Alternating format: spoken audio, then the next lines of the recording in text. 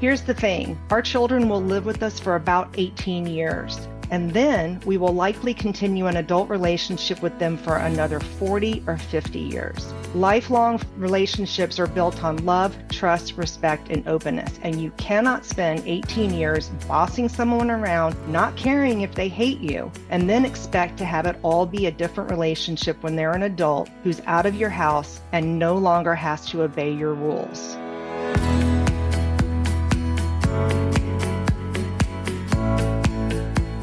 Hello everyone, I'm Connie Gorant. Welcome to Bite Your Tongue, the podcast. Thanks for joining us as we speak with experts, authors, parents, and even young adults to explore the transition from parenting our young children to building healthy relationships with our now adults. Hopefully we'll grow together, learn about ourselves, our young adults, and of course, when to bite our tongues. We are so happy you're with us, so let's get started. Hello everyone, welcome to another episode of Bite Your Tongue, the podcast. Before I get started, I wanted to give a shout out to a few listeners who supported us by buying a cup of coffee or two, or buying a Bite Your Tongue mug or two. You know, when you buy a cup of coffee, it's really very virtual. It's just a donation to help us, and the donation can be as little as $5. So thanks so much to Sheila, John, Gloria, and Ben. We appreciate your support.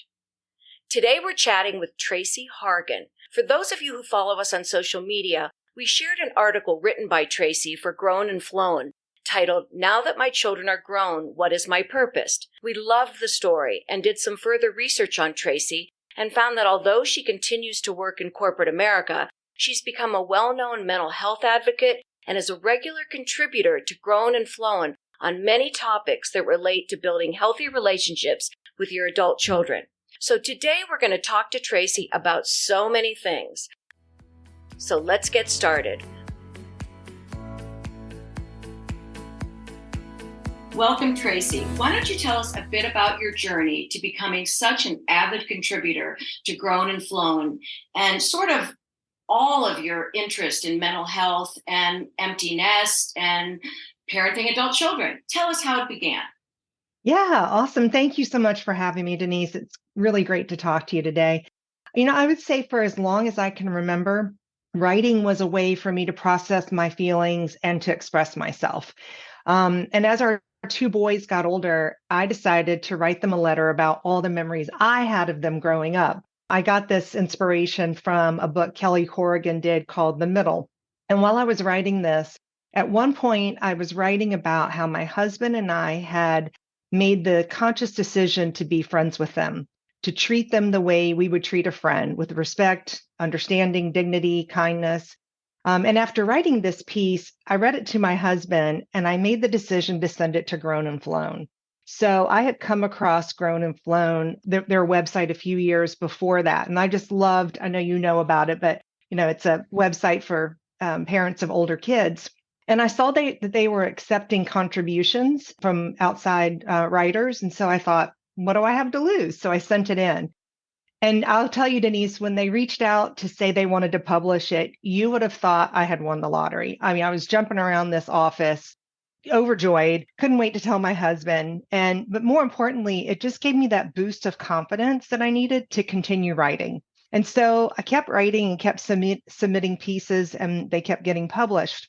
And when I'm writing, I'm not thinking about, will this get published? What will people think? Will it resonate with people? And I don't censor myself.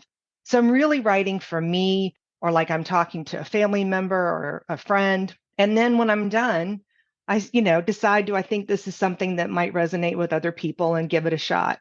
And I know that this is what allows me to really have an authentic voice. And I think it's why it resonates with so many people. And by the way, for anyone listening to this, if you're thinking about starting something or trying something new, don't let anything stand in your way.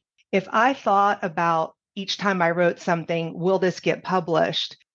It would not have the same connotation. It would be written in a place of fear. I would never have taken that first step. And sometimes you really have to take a leap of faith and say, well, what's the worst thing that could happen? They reject it? Okay, so what? I'll move on. And I think sometimes we have to put ourselves out there if you want to grow.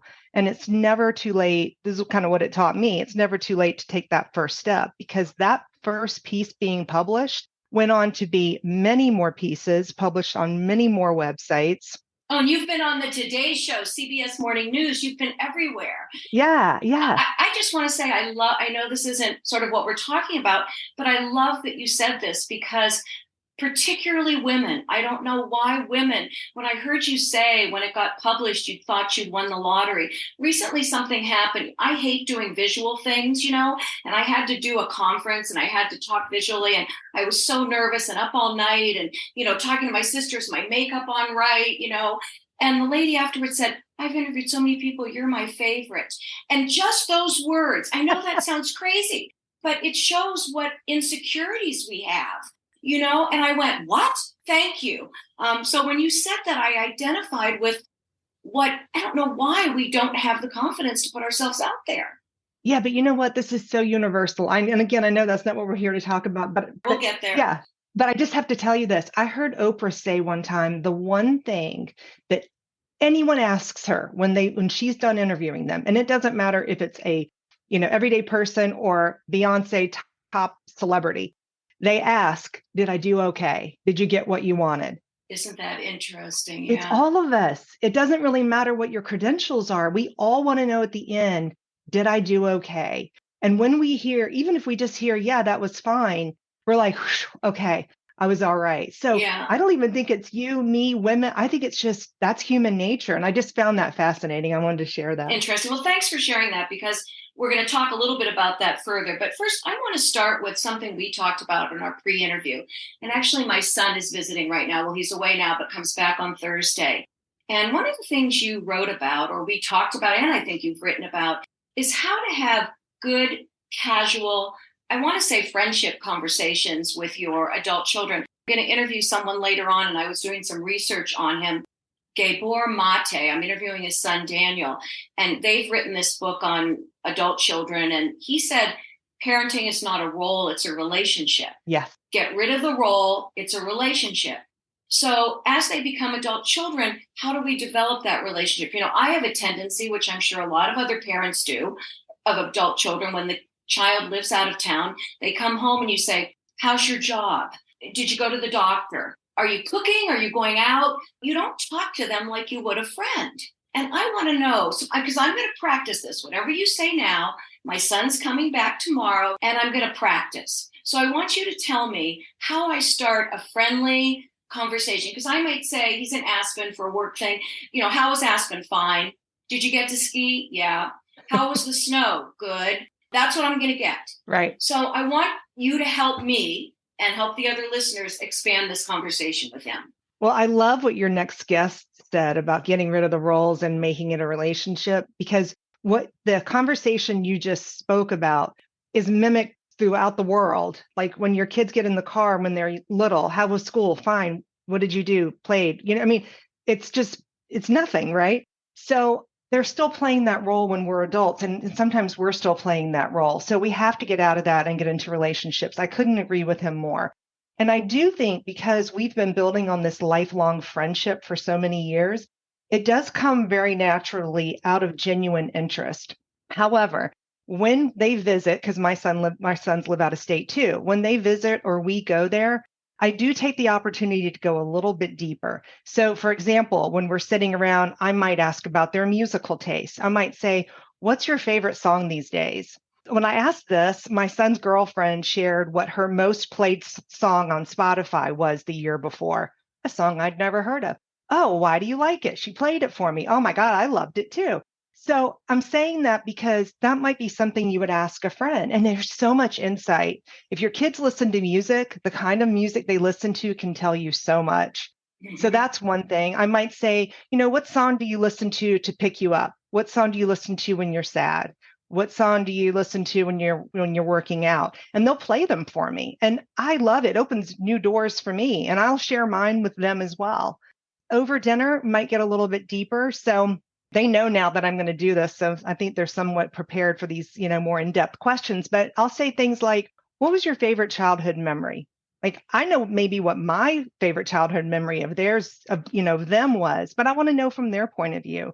And I've asked them, what did you think all families did that you found out later they didn't? Or what did you think was normal because our family did it, but other families don't? Then I'll give you a quick example. My son said, well, you know how we all sit around and play Jeopardy and answers the questions out loud? I go, yeah. And he said, well, I was dating this girl and she was like, you guys actually answer the questions? Like, he just thought that was normal. And so I think you just learn so much. I've said, if you could travel anywhere, where would you go? What's your favorite family tradition from growing up? I loved hearing some of those. And then one time we played this game. So I made sure my husband was on board so my sons wouldn't roll their eyes.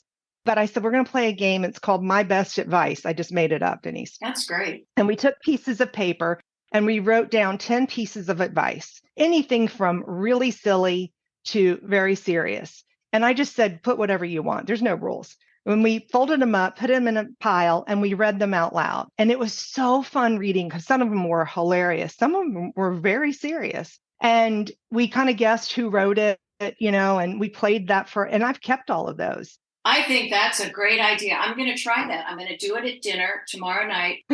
One other thing, I had a friend was going through therapy with his wife, and he realized he'd really not done some great things as a father.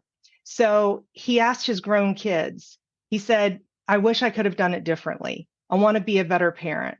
I want you to be honest and tell me, what do you think I didn't do right as your father growing up? And he said, oh, let me tell you, when you ask that question, they have answers ready and they are brutally honest. Well, and that's important, though, to listen. We did an interview on Father's Day, and that was one of it was about fathers and children. That was one of the things he said, be open to listen to that. You do. You have to be able to. And he said, I had to just sit there and take it because you can't start defending yourself why you were that way. You just have to listen. But it was so insightful. And the last thing I'll tell you is one year we celebrate Christmas. We had stockings. They were all home.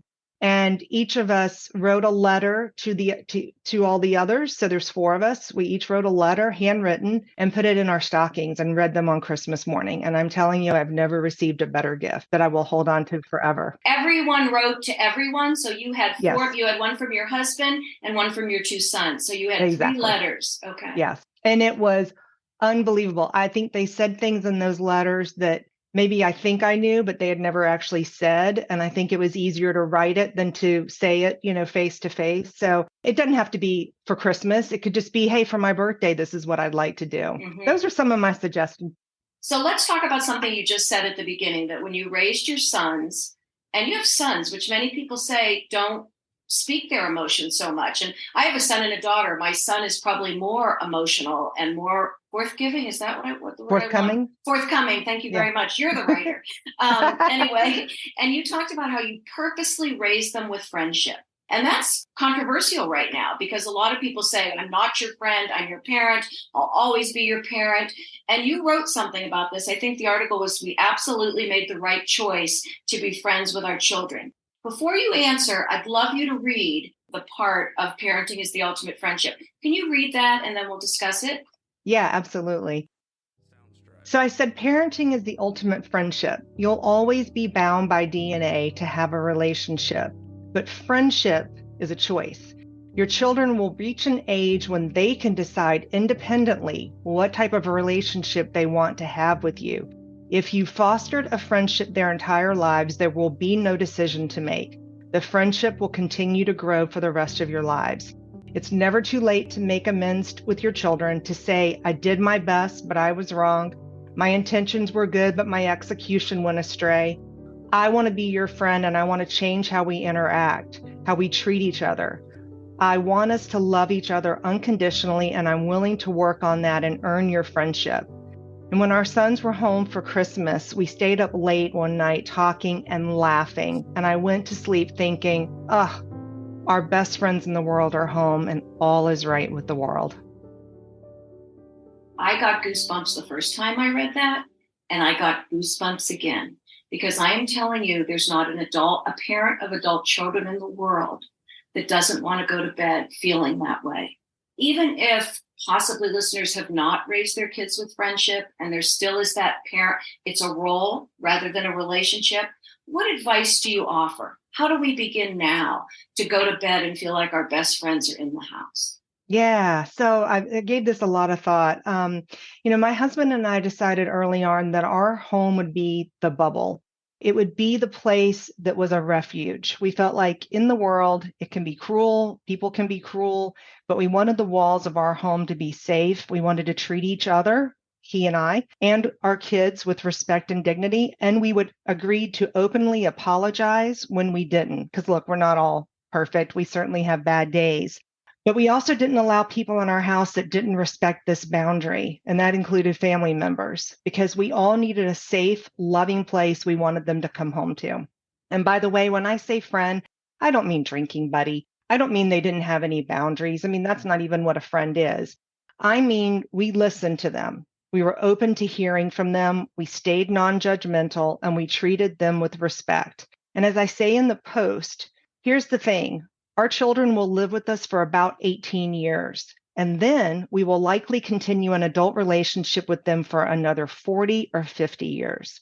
Lifelong relationships are built on love, trust, respect, and openness, and you cannot spend 18 years bossing someone around, not caring if they hate you, and then expect to have it all be a different relationship when they're an adult who's out of your house and no longer has to obey your rules.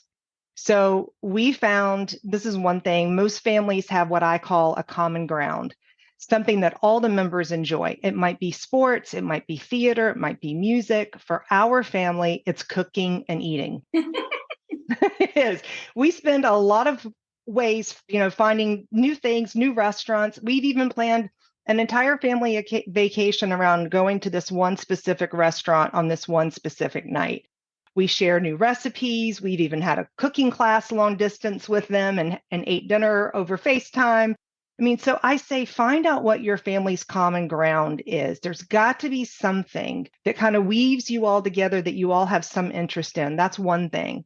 And if you're really just starting and your kids are adult, I suggest having an honest conversation with them. It's never too late, and you and your kids will be better off. I mean, if you say, I'm sorry for the times I wasn't the mother or father you needed. You're an independent adult. I'm navigating how relationships change. I want us to be closer.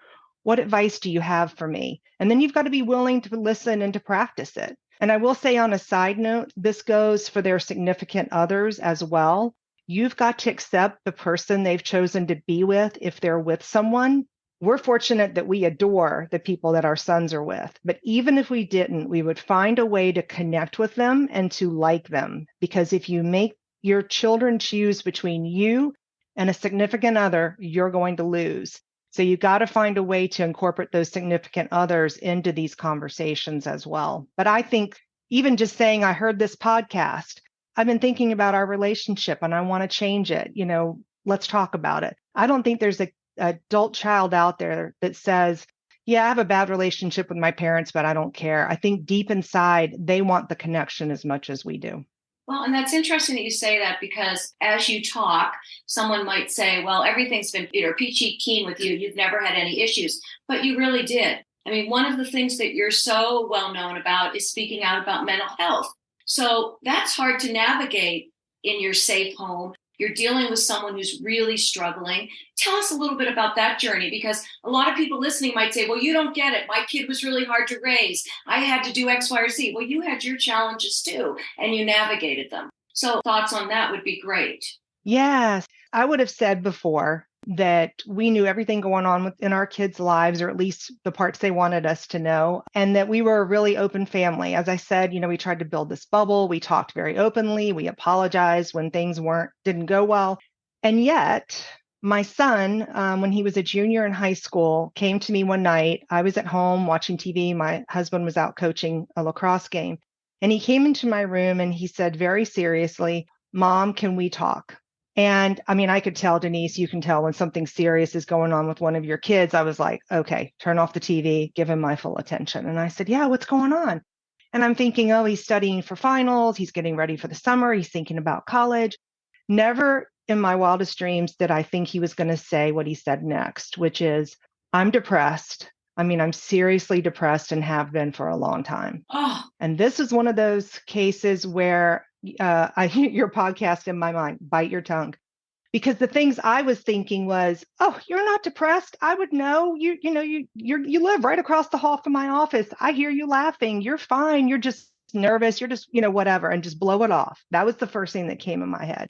And the part that I would know, I'm your mother, I would know. So you can't be depressed. Also, I'm thinking, how did I not know this? He's obviously being very serious. So this is very hard for him. How in the world did I not, how did I miss this? And then I went, wait a minute, not about you, it's about him. So I just like stopped. I mean, that was like seconds, but it felt like an hour. And I finally found the words to say, thank you so much for telling me. Thank you for trusting me. Let's sit and talk about what you're going through and we'll figure out how to get you help. And I'm telling you, what a weight was lifted off his shoulder, Denise. He sat down.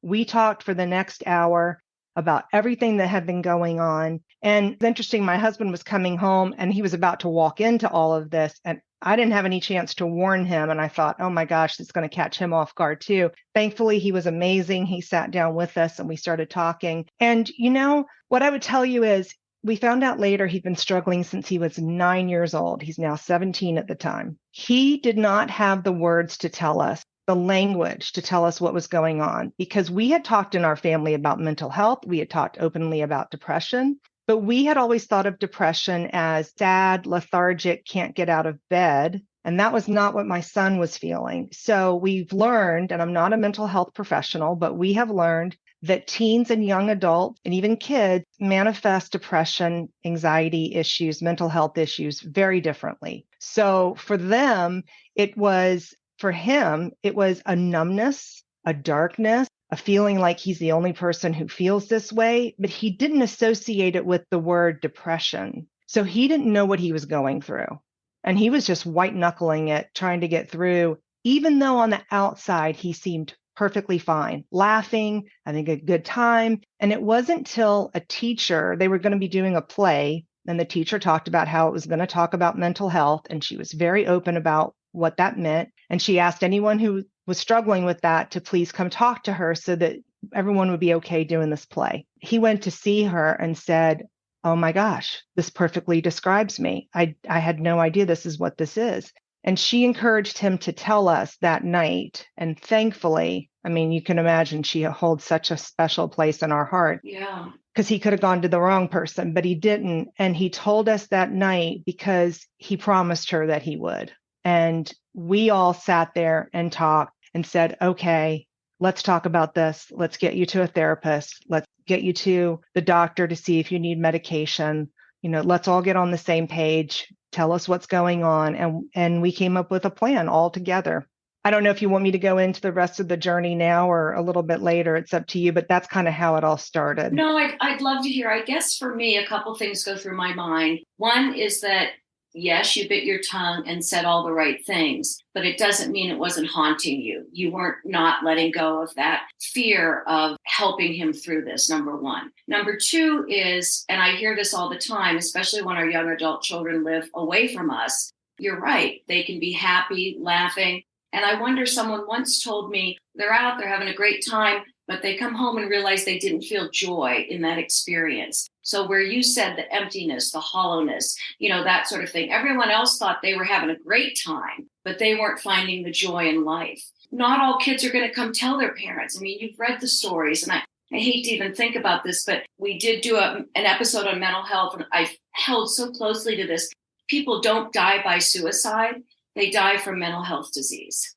And people have to realize it's a disease. How a parent of an adult child feels when they find out something like that their child did or is considering far away. How do we encourage them to talk to us or know that they need the help? That's probably the biggest worry in almost all parents of adult kids' heads. Is my child happy? Are they understanding what mental health disease is? Are they paying attention to that? Yeah, I do have some ideas. And I'll tell you one thing that you said about it haunting me. Yes, and that night I said the right things, but when I woke up in the middle of the night, I thought, oh my God, what an awful mother you are. How could you not have known this child that you love so much? You have such a good relationship What is wrong with you that you didn't know? I beat myself up. I can't even tell you how long. My husband did too. And finally, we had to say, okay, look, this isn't helping. This isn't making it better. This isn't helping. And my son wasn't blaming us. We, as you can imagine, after this, we had a lot of really all the cards on the table kind of conversations. And my son said to me, the other reason I didn't tell you is it scared me and I didn't want to scare you when he was little. And I thought, oh my gosh, if you knew how scared I was all the time anyway, kind of broke my heart. But he said, I never expected you to know. And he said, I don't even know if I hid it intentionally. I just wanted to be okay and seem okay. And I didn't want you to worry. So I think there's times that, we just don't know. And I'll tell you, he was getting better on medication, going to therapy. The therapist was amazing, thankfully, because I'm sure that's not always an easy process to find the right therapist. Really hard, and so worth what it takes to find one. He went off to college. He chose to live alone. Yes, that scared me. He had told us he was not suicidal. I know this is controversial if you talk to your kids and use those words, but everything we've seen says you've got to ask them. If you don't know, then it could be it's not going to manifest when you talk about these things. It's not going to make something happen in them. Right. But anyway, he went off to school and we were just kind of holding our breaths and we're thinking, oh my gosh, how are we going to know? And an amazing thing happened when he got there. And then I'll give you a couple of ideas for other people. But okay. He went to this orientation and they did this thing called Dear World, where you write your story on your body in this dark marker. And he said it was so great and he couldn't wait. They had a professional photo. He would send us the photo. I said, well, what did you write? And he goes, well, wait till you get it. So my husband and I opened the photo and there he is. And I'll show you. Here he is standing here.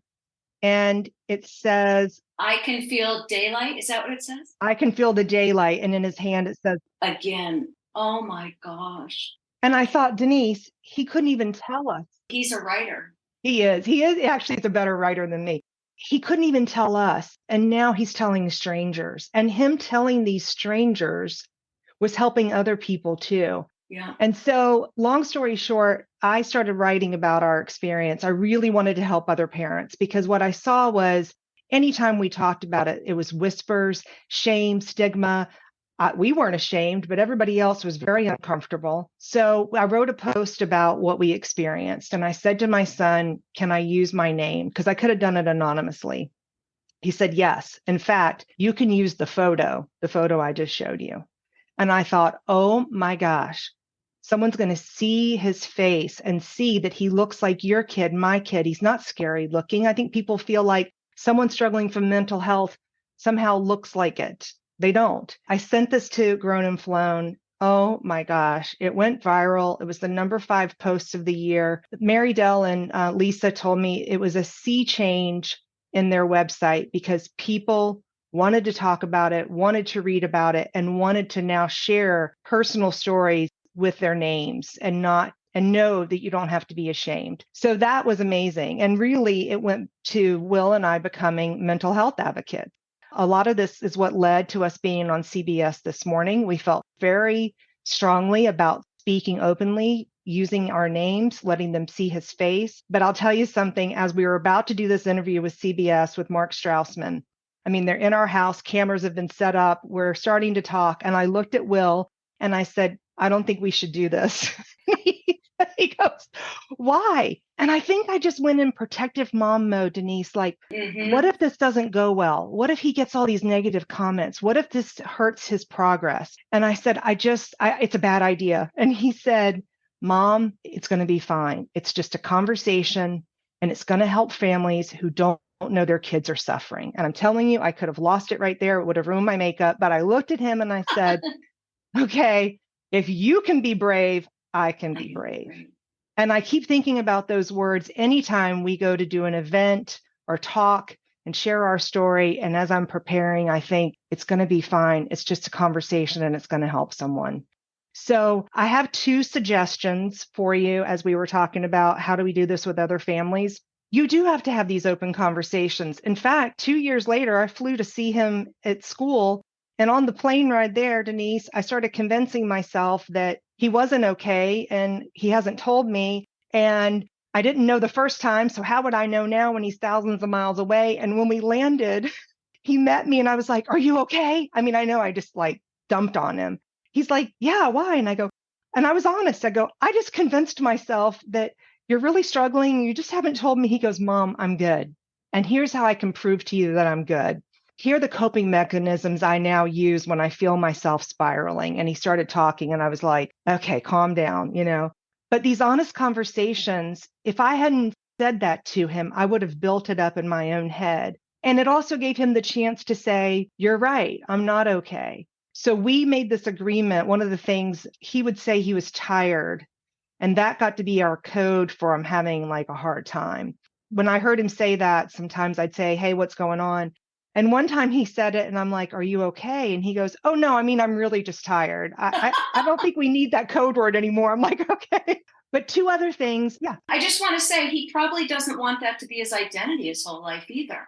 He doesn't. He knows he's going to have it his whole life. Right. But he knows he's much more than it. More than that. Right. You're right. Absolutely. Two ideas that I have. One of these came from a parent in an audience of a talk that I was giving. Oh, I wish I had done this. So she said, if you have younger kids or you know someone who does, take them to a therapist every year for a checkup, just like you take them to a pediatrician. Now, some pediatricians are getting better about asking about mental health, but taking them to a therapist normalizes it.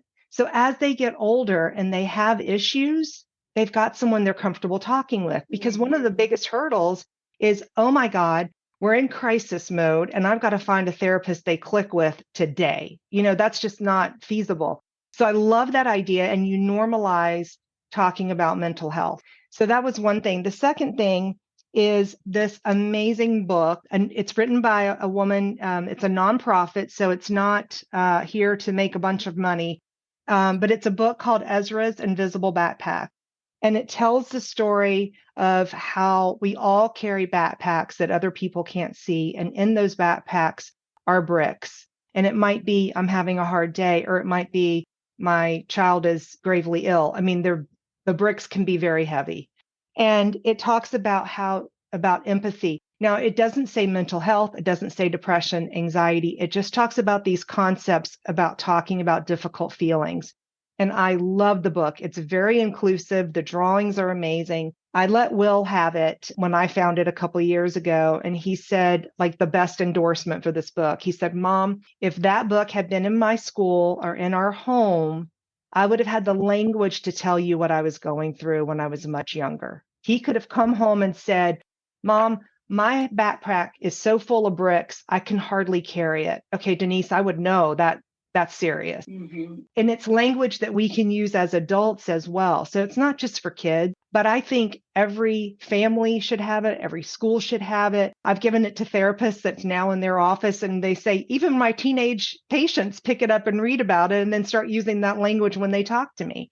I just love that. So I think there's things that we can do, but the biggest thing is normalize talking about mental health. I think you're right. And I love the idea of that book. And I do think I think I'm going to get it. I think it's easy to talk about in that we all are carrying bricks, and you're not saying to your kid, I think you have mental health disease, rather than we all are carrying so many struggles and so many ups and so many downs. When your backpack gets too heavy, it's time to talk to someone. So that's not saying to your kid, hey, 30-year-old, I think you need to see a therapist. You're depressed. You can say, how's your backpack feel? Yeah. What's in it today? Yeah. What's in it today? Okay. You wrote an article called What's Important Now that my children are gone, what is my purpose? Again, I don't think there's a parent out there that doesn't feel that way. And you say that even though, you're still working in corporate America, being a mom wasn't your only identity, but it was still hard. So again, before we start, I want you to read that one part that you wrote, and then we'll talk about it. Okay? Awesome. Yeah.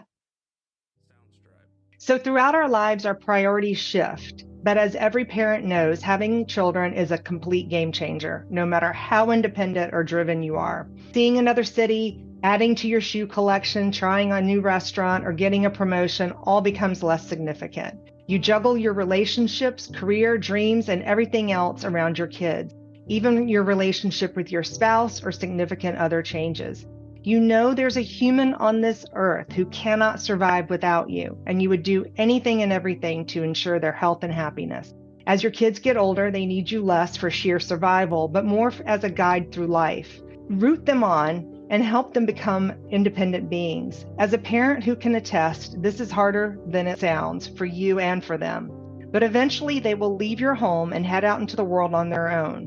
While they are growing up, there's little time to think about the big things. You're so busy making sure that at least most of the balls you're juggling are staying in the air. But with an empty nest comes the time to ponder the bigger questions in life. Gosh, I don't know why all your writing just really impacts me. But so let's talk about the empty nest. And you also address, and this is something I've talked about, and I don't think everyone completely gets it, how it changes from when they're in college to when they're on their own. So I hear people say, oh, my kid's going to college. I'm like, just wait. So can you address this and offer some advice to our listeners who are finding themselves in similar positions? And also at the end, you had some questions that parents should ask themselves. Yeah, and you are spot on. I thought the same thing. My kids went, oh, my kids are independent. No, they're not. We're paying some of those expenses. We still have some control. You need to come home. I mean, there's still some strings attached, but when they're completely independent and financially independent, living on their own, no strings, you're relying completely on the relationship now. I would say when our kids first left, an array of emotions. And I think it's okay, whatever you feel. One day you're thrilled to have the house to yourself. The next day you cannot believe how quiet the house is. One day you're excited because they're gone. And then you're like, oh my gosh, they're gone. I mean, so whatever you're feeling, I think is absolutely fine. One thing was a couple of the differences, like you asked. When they went to college, we asked them to come home for every holiday. We said, you can bring friends with you, but we want you to be here. After college, we have no expectation of them coming home for holidays. We know they're leading independent lives. They have significant others and friends. We did not expect them to come home. We hoped that they would, and we actually see each other really often.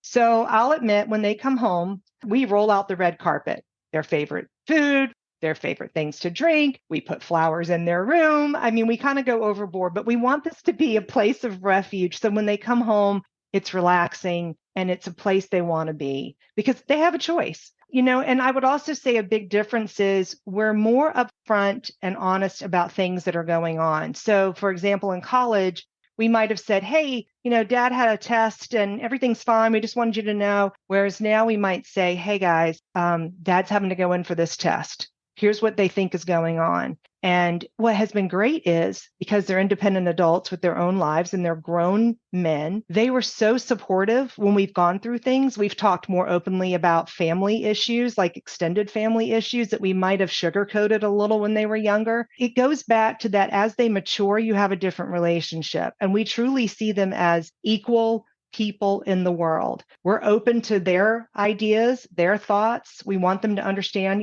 what's going on with ours. So we are a lot more open in the things that we talk to them about. And also, a quick little story.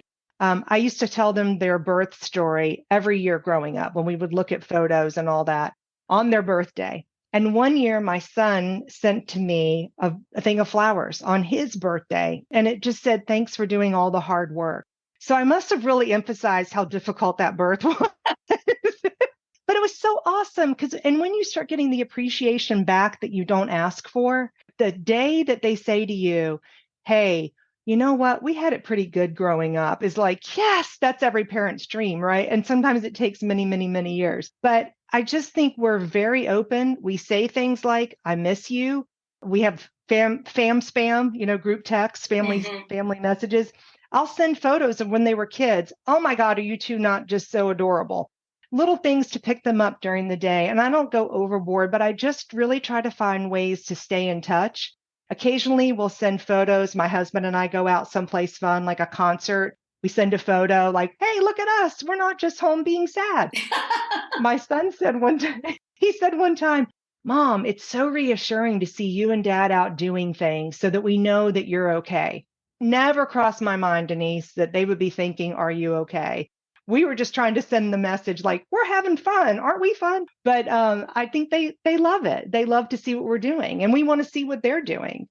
I will share this. This was cool. My son called one time and he said, hey, I'm considering 2 jobs and I really just wanted to run it by you and see what you guys think. He did not want us to tell him what job to take. He was calling on us not as parents, but it's two people who have been in corporate America for many, many years. And he said, here are my options.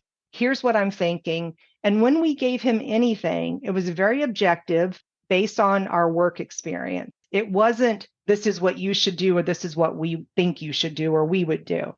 It had to be his decision. But we hung up from talking to him and just looked at each other and we were like, oh, that was so cool. We were all talking like three just adults trying to, figure something out. I just loved it. And I savor those kind of moments because I think that shows the strength of your relationship when they trust you to be an advisor. That's very true. Now, let's ask just a few of those questions parents should ask themselves. Okay. Awesome. Okay. So a couple of things. I would just kind of get your head in a space where you're open-minded, you don't have interruptions, and just be thinking of things like, who am I now? Where does work fit in if you're working, and for how much longer? What significance does this job have now, more or less? What do I want to get out of my marriage and my partner? Where do my friendships fit in? How do I continue to grow my relationship with my adult children and my partner and their partner? What do I want to do for fun and creativity? What is my purpose now that I'm no longer needed in the same way as a mom? Should I be doing something more significant, taking on something, bigger? And what are my dreams now that my time is my own? What is really important to me now? I love that. And I love it. Even my husband's recently retired. And I think this can relate not just to moms, but what does he want to do? How does he see his life? I'm going to actually print those out and say to him, let's talk about these, because I think that's important for all of us to also talk to our spouses about. I agree. Anyway, Tracy, this has been great. I've learned a lot, and I'm going to follow up because my son comes home tomorrow and I'm going to practice a few of those things, and I'm going to let you know how it worked for me. Okay? Yes, I can't wait. Before we close, I want you to leave our listeners with 2 or 3 pieces of advice you hope they garnered from this episode. Awesome. So I would say ask questions of your kids, your spouse, your significant other, your family, and really listen to the answers without judgment. Think about some things that you've always wondered, like what's it like to be a man in the working world today? I mean, I don't know. I'd love to hear from his perspective. What is that like for you? What challenges do you face? How do you define success? So ask those kind of questions that don't have a yes or no answer, and then really listen. And if they come to you for advice, be thinking about, I'm here to support. I'm really not here to give an answer. I had my son come to me one time and I said, are you looking for comfort or solutions? Do you want me just to agree, or you really want my opinion? And if they don't want your opinion, don't give it. That is the best. Say that one more time. Are you looking for comfort or solutions? Yeah. Because you need to know that. Yeah, exactly. How do I help you here? How do I help you here? Yes, that's terrific. So, I would say their entire lives, we really tried to be honest with them. And if we made a mistake, we might say, hey, look, you know what? That really wasn't right of us to argue in front of you. We're going to take that into our bedroom and figure this out. And we can come back when it's done. Just little things, just to acknowledge, I don't have all the answers. We changed our minds sometimes when our kids asked us if they could do something. And we said, look, you know what? I like the side that you presented, and we've changed our minds. Like, you don't have to be perfect.